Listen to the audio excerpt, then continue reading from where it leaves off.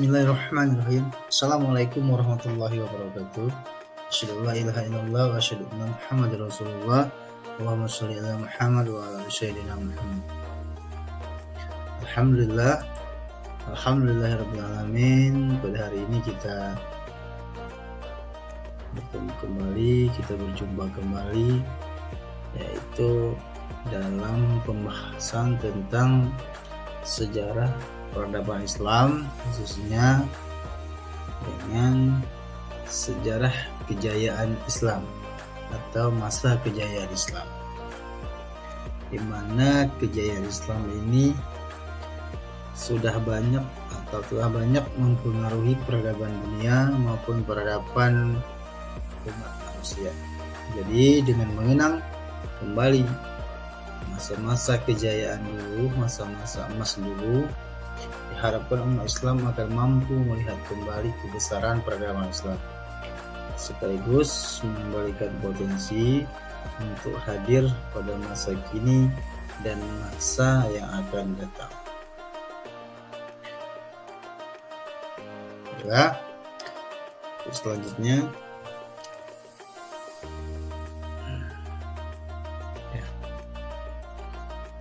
kita mulai dari periodisasi sejarah Islam.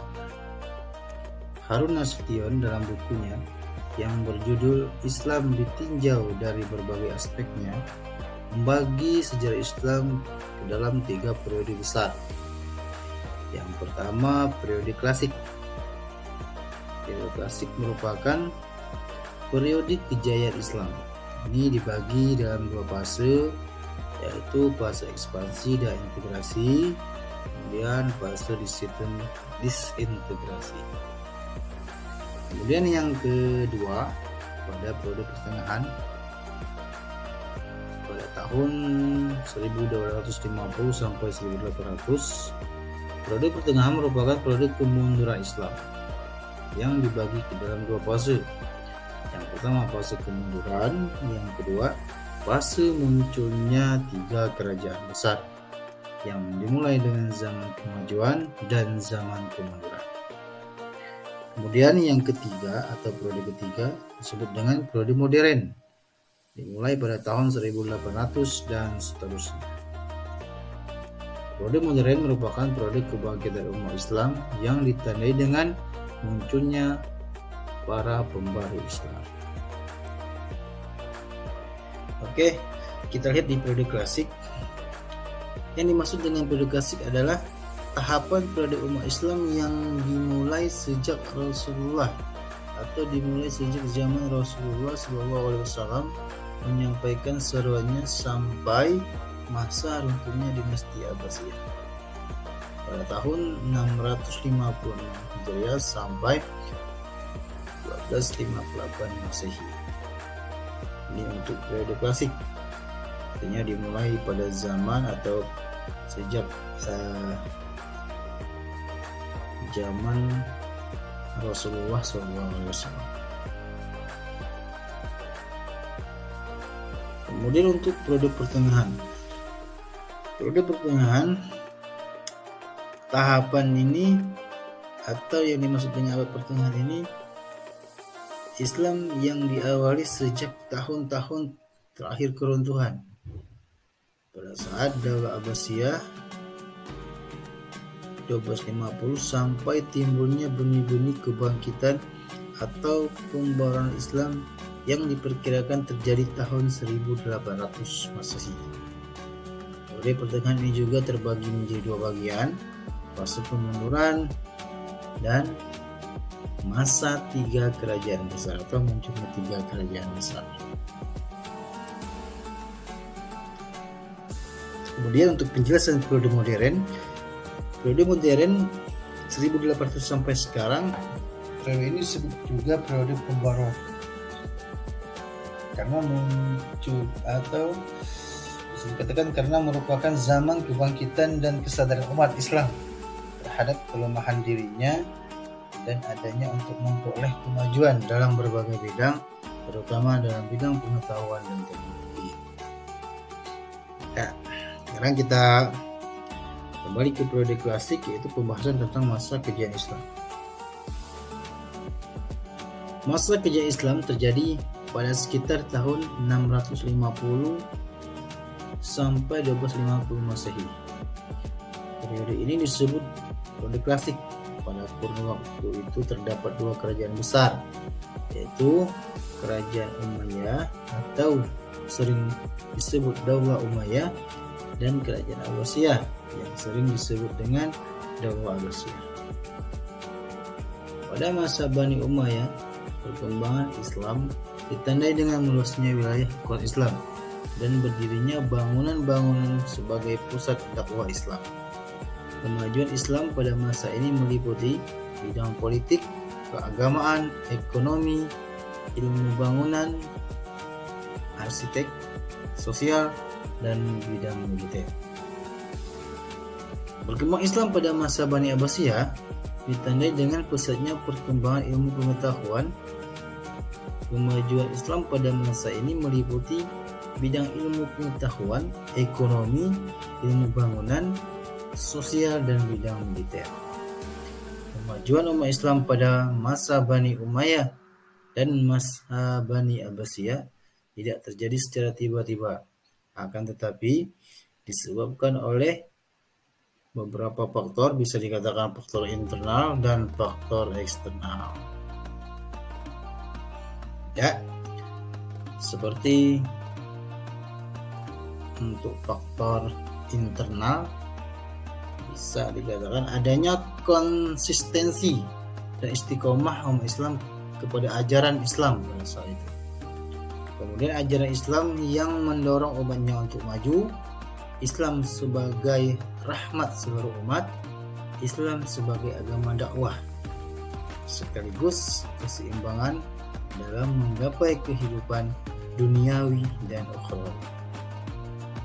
Ini untuk faktor internal. Kemudian faktor eksternalnya, terjadi asimilasi antara bangsa Arab dan bangsa-bangsa lain yang lebih dahulu mengalami perkembangan dalam ilmu pengetahuan. Adanya gerakan terjemahan pada masa periode klasik. Usaha penerjemahan kitab-kitab asing dilakukan dengan biasa sekali. Itu untuk faktor eksternal. Selain faktor tersebut, kejayaan Islam disebabkan pula adanya gerakan ilmiah atau etos keilmuan dari para ulama yang ada pada periode klasik, antara lain sebagai berikut. Melaksanakan ajaran Al-Quran secara maksimal. Al-Quran yang di dalamnya terdapat banyak ayat untuk menyuruh kita menggunakan akal untuk berpikir. Melaksanakan isi hadis. Banyak hadis yang menyuruh kita untuk terus-menerus menuntut ilmu. Mengembangkan ilmu agama dengan berijtihad. Contohnya, ilmu pengetahuan umum dengan mempelajari ilmu filsafat.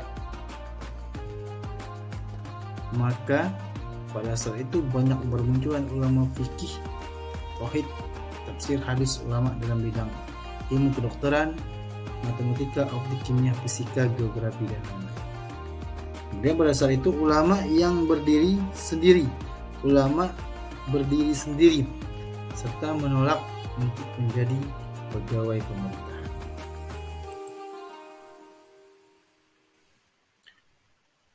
Dari gerakan tersebut di atas, muncullah tokoh-tokoh Islam yang memiliki semangat berijtihad dan mengembangkan berbagai ilmu pengetahuan, antara lain dalam bidang kedokteran.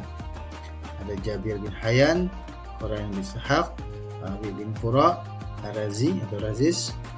Kemudian dalam bidang astronomi ada Al-Farazi, ada Al-Ghatani, ada Abu Wafa, ada Al-Farghani.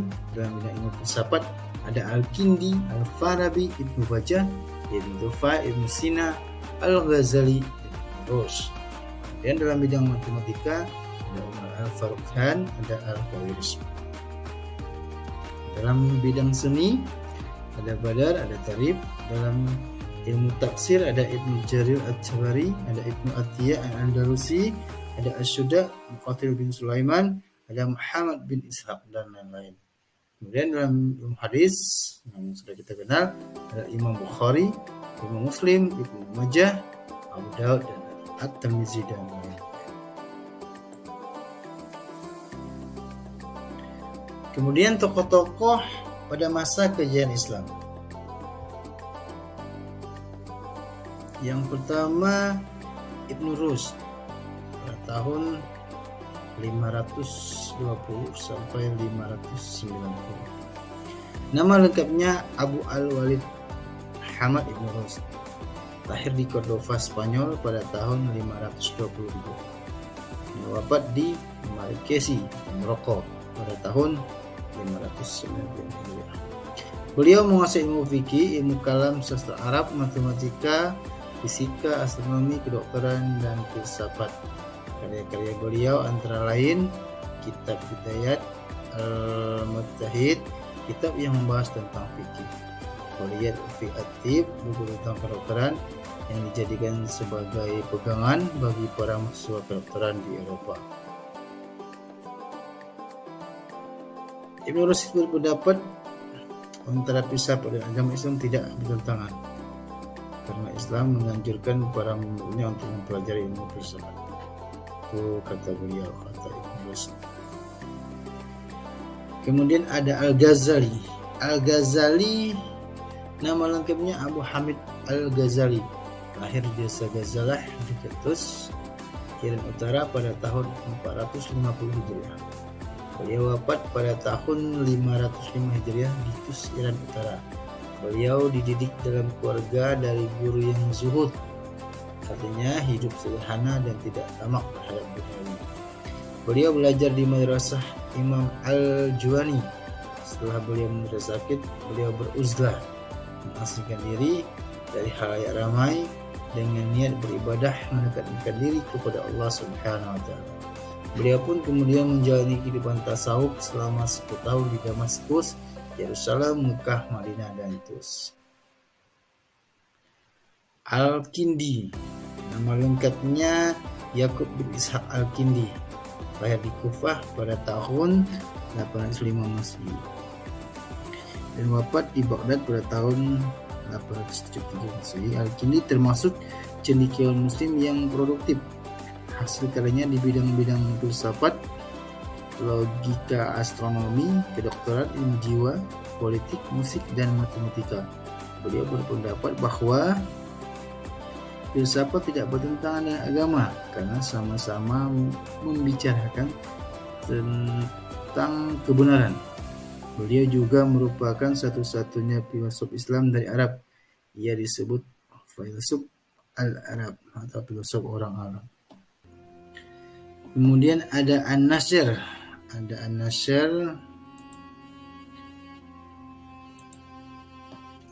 Nama lengkapnya Abu Nasr Muhammad Ibnu Tarkan Ibnu Uzzaq Al-Farabi.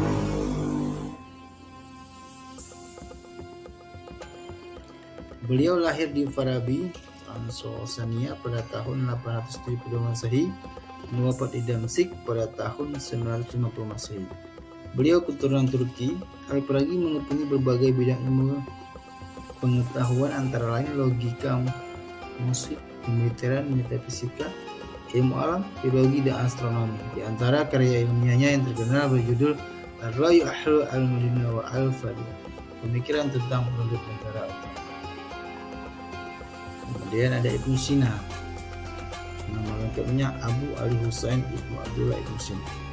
Lahir di desa Afsiana dekat Bukhara, wafat dan dimakamkan di Hamazan. Beliau belajar bahasa Arab, geometri, fisika, logika, ilmu hukum Islam, teologi Islam, dan ilmu kedokteran. Pada usia 17 tahun ia telah terkenal dan dipanggil untuk mengobati Pangeran Samani Nuh bin Mas'ud. Beliau menulis lebih dari 200 buku dan di antara karyanya yang terkenal yang berjudul Al-Kanun fi At-Tib, yaitu ensiklopedia tentang ilmu kedokteran, dan Al-Shifa, ensiklopedia tentang filsafat dan ilmu pengetahuan. Baik, demikianlah pemaparan kita terkait dengan masa kejayaan Islam, masa-masa emas Islam pada masa itu, terjadi banyak atau terjadi sangat banyak peradaban baik di dalam bidang ilmu-ilmu yang sehingga merubah peradaban dunia maupun merubah peradaban manusia. Mudah-mudahan ini bisa menjadi motivasi kita untuk membangkitkan kejayaan Islam kembali. Apalagi sebagai generasi muda, kita harus bangkit untuk mencapai kejayaan Islam sebagaimana Islam pernah mengukir sejarah peradaban dunia pada masa lalu. Mudah-mudahan bermanfaat untuk materi hari ini. Sekian. Assalamualaikum warahmatullahi wabarakatuh.